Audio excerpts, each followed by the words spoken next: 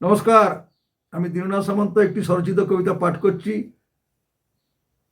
বড় দুষ্টু তুই মাছরাঙা, মাছরাঙা ভারী দুষ্টু তুই। রোজই দেখি তোকে পুকুর ধারে, পুকুর পাড়ে। যতই তাড়াই তোকে তবু সেতাই তুই। কেন যাস না নড়ে? কে কার কথা শোনে? তবু মাছ ধরে খাই গিলে গিলে। ওই করে তুই সারাক্ষণ বসে ওত পেতে পুকুর পাড়ে গাছের ডালে। কত মাছ তুই রোজ ধরে খাস? কি করে দেখব মাছেদের খেলা?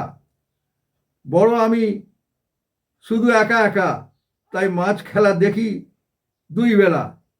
তুই যদি একা মাছ ধরে খাবি, তা মাছ চাষ করে মোরা খাবো কি? আর তুই আছিস না এখানে, ঢিল ছুঁড়ে মারবো তোকে আর কভু নাই দেখি। নমস্কার।